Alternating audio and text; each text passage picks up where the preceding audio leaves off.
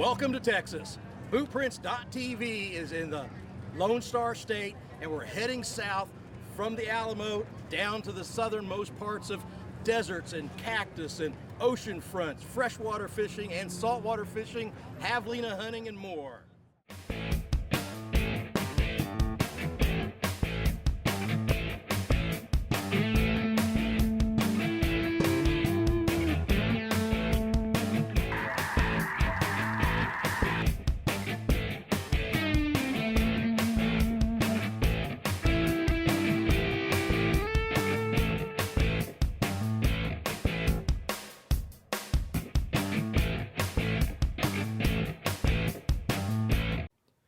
As I'm sitting in a hunting blind here in the south of Texas with my good friend and cameraman Kenny Bayless, I'm trying to recall the first time that I wanted to hunt a javelina. Now, I don't know what it is about the collared peccary, aka javelina, that has intrigued me so much over the years. I mean, they don't have big antlers, they aren't known for being extremely difficult to hunt, they're not even listed as one of the 29 big game animals of North America. But I still wanted to hunt one. I've enjoyed hog hunting, and I wanted a javelina. They had become my newest adversary. I've hunted Texas 4 or 5 times, and at least in 3 of those times, the outfitter told me that I was going to have a good chance to kill a javelina. However, until this morning, I have never seen one in the wild. On my last trip down here about 3 years ago, we successfully hunted wild hogs. We had an absolute blast, but we got rained out the day that we tried focusing on javelina. I think there was one small deer that came out that day, and absolutely nothing else showed up.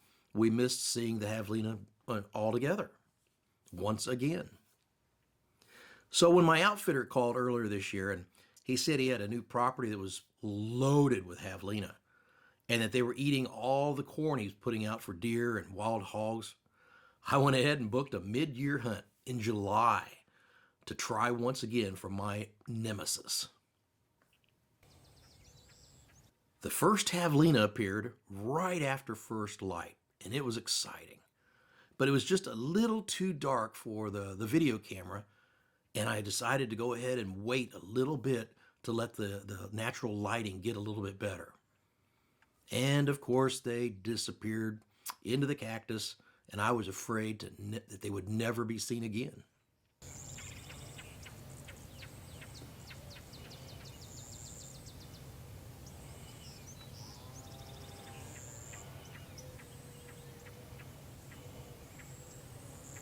Should I shoot him?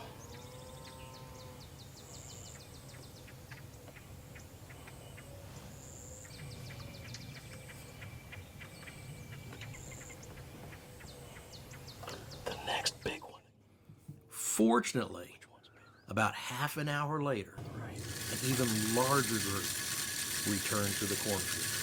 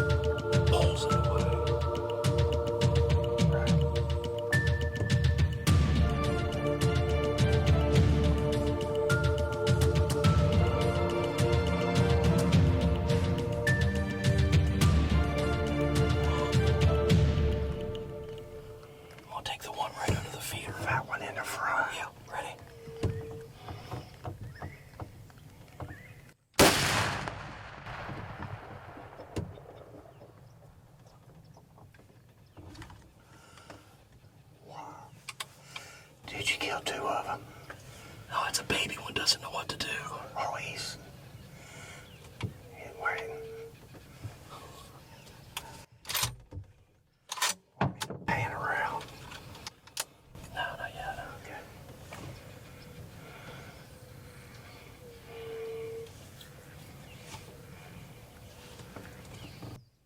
Oh, man, can you believe that?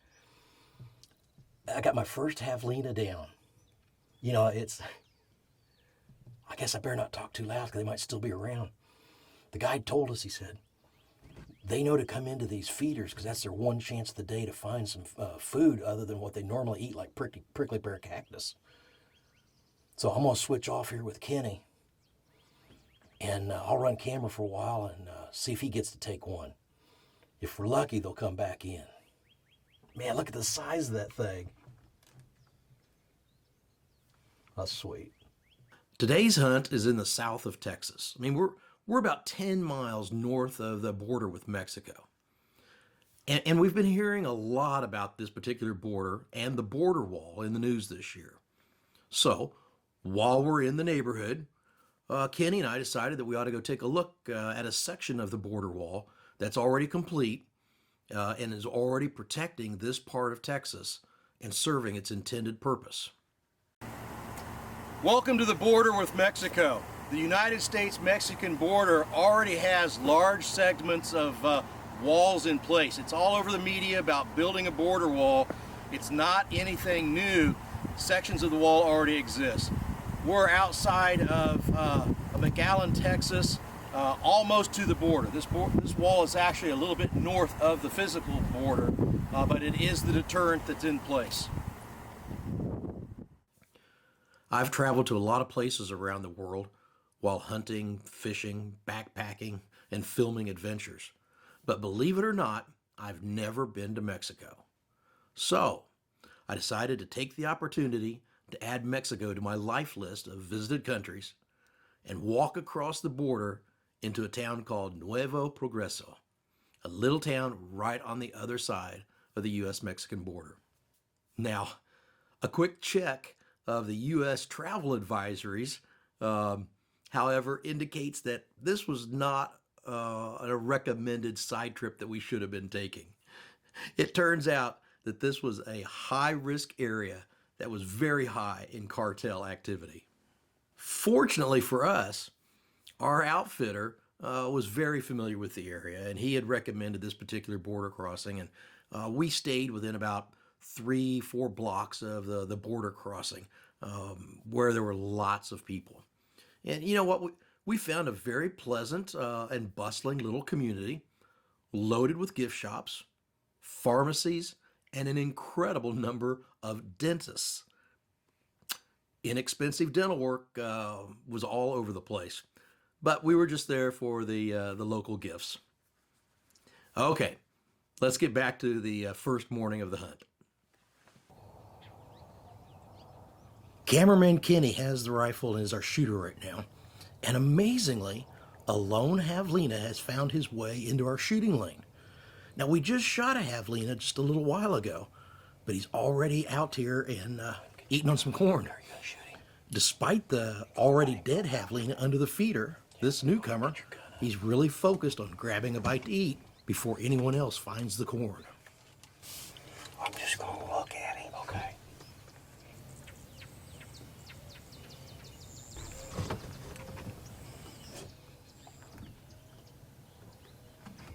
Oh, there you go. Perfect. That's perfect. Take him. I would.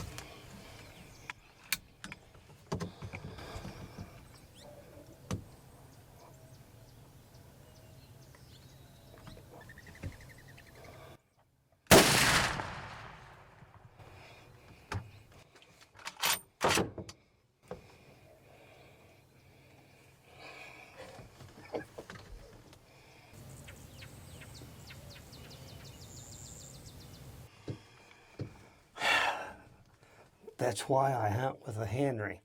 They are a precision-made rifle that hits wherever you point it. So if you miss, it's your own fault. Tell me a little bit about letting him come in, how you waited for him. Well, this guy came in very cautiously, wanting to feed, and he's evidently a lone boar himself because the group didn't come with him. So that's another indication that he's a mature, nice trophy. So what can we say? We drove 19 and a half hours, 1,300 miles to experience this. In less than 30 minutes of Kenny shooting his javelina, we have more animals in front of us again. They've come back into this feeder right in front of us.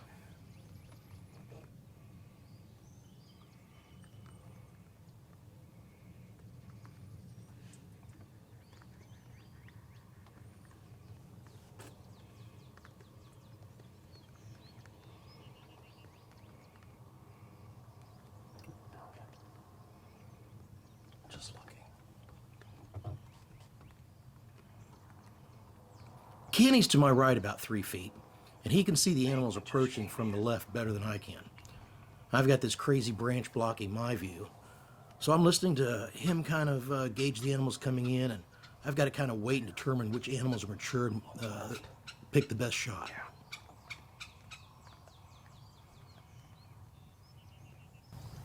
He's still on the left, far left. The left one.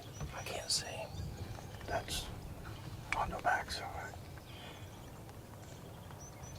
I'm looking at you. Okay, the very left one. It's broadside. There. Okay. I got a pole in the way.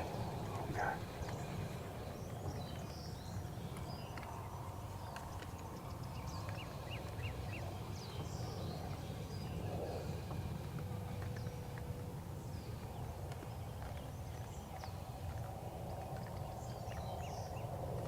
Is he between the poles? No, he's far left. Well, second from the left.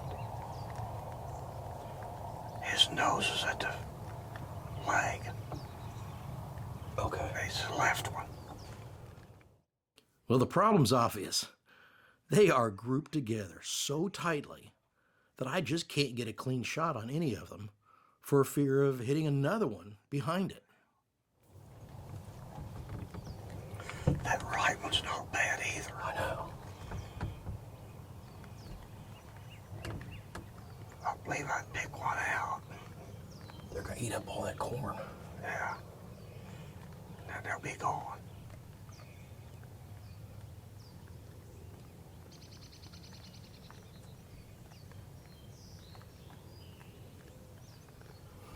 Did that one step between the poles?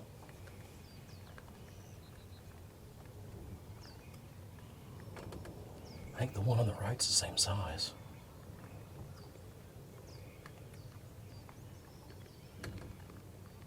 They all look about the same. You better be taking one. I know. Which one?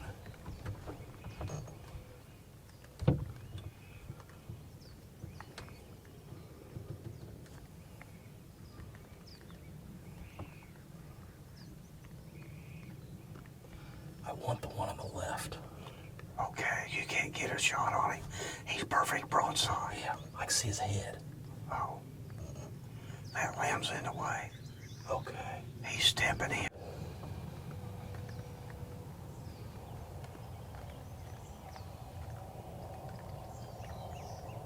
Okay. I'm concentrating on the boar to the far left, mainly because he looks good size, and in a couple of steps, he'll be clear of the leg of the feeder, and there are no other javelina behind him. Okay. I'm just about zoomed all the way in. He's quartering away there. Yeah. Ready?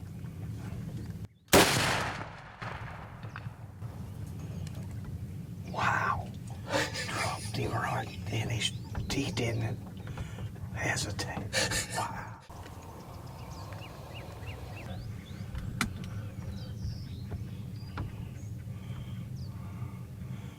Okay.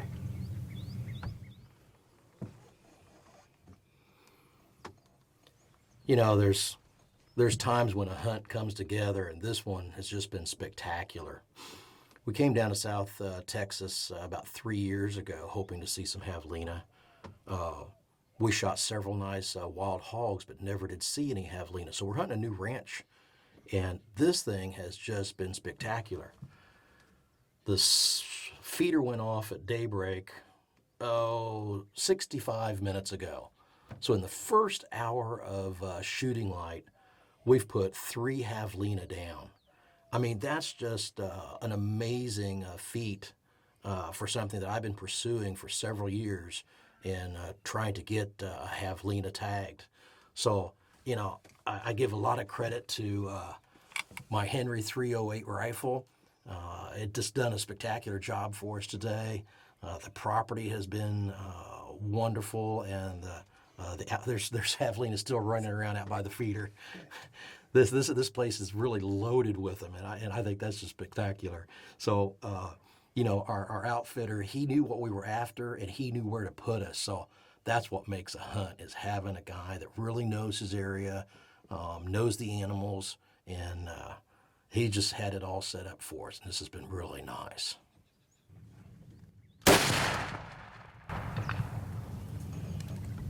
Wow. Dropped him right in his teeth, didn't it? Oh my gosh, I just dropped our 3rd javelina of the morning in the first hour of the first day of the hunt. It's time to get down out of the stand and go check them out.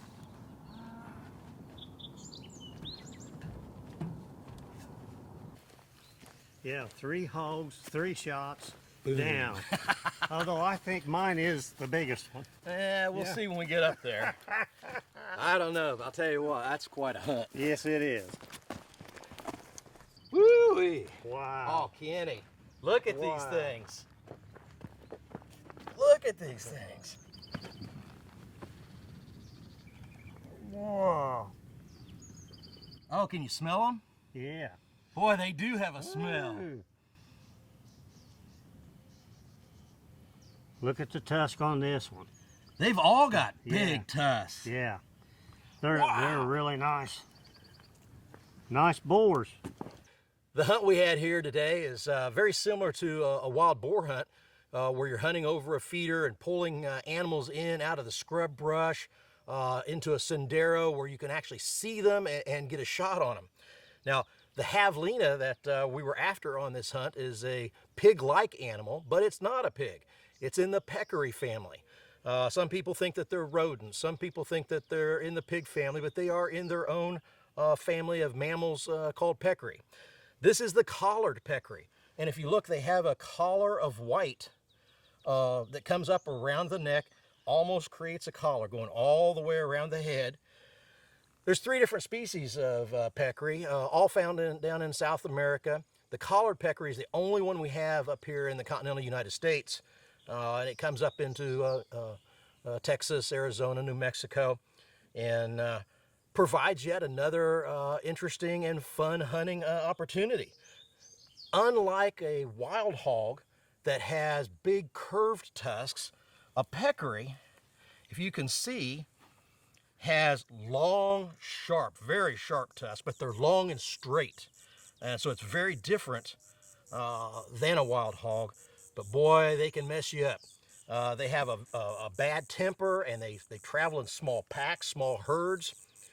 But the other interesting thing about peccaries, and the collared peccary or javelina that people comment on, is the smell. They have a scent gland back here on the hindquarters that they use for almost communicating with each other. But boy, does it stink. And I suppose that's where they get their nickname, the stink pigs. And stink pigs are the same collared peccary or javelina. And I'm standing here, or kneeling here with Kenny, and I can smell them. Can you smell them, Kenny? He called me a stink pig once.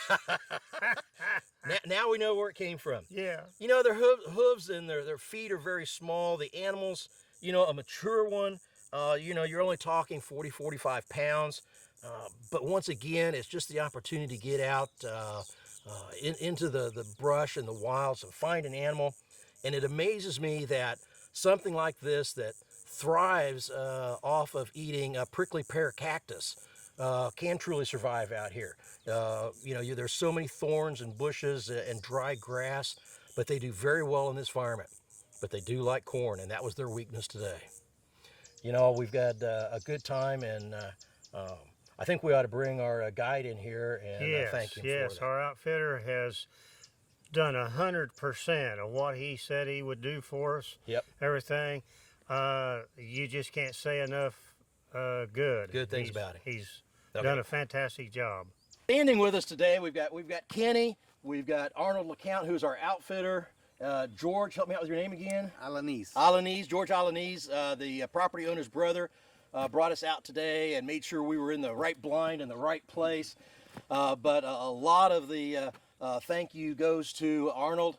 We've been down here with South Texas Elite Hog Hunting before, and have had a really good time hunting hogs. And Arnold wanted to know, said, Troy, when are you going to come back and hunt with me again? I said, well, you know, I'd really like to go after some javelina. And you know what? He found the property just ready for us to come into. And Arnold, just tell me a little bit about what other kind of hunting opportunities you guys offer. I pretty much do anything down here in South Texas. Right now we're getting ready for our annual dove hunt. Right. That's a big thing down here. But people call me all the time and ask me for stuff like javelina, nilgai, wild hogs. You know, you call me, I look for it. I'm an outfitter down here. There you go. And I know all the ranch owners. Like, this guy here is a great guy, you know. You call people up and they're like, yeah, come on down. And well, you know, South Texas Elite Hog Hunting, write that one down, give them a call. Arnold will take you out. He'll put you on javelina. He'll put you on hogs. He'll put you on white-winged dove. If you want exotics, he'll get you fixed up there too. We told him what we wanted, and boy, he came through for us. We tagged out. We wanted 3 javelina. We got them today, and we're glad to share it with you. Yep. Thanks, and join us again next time, right here on bootprints.tv.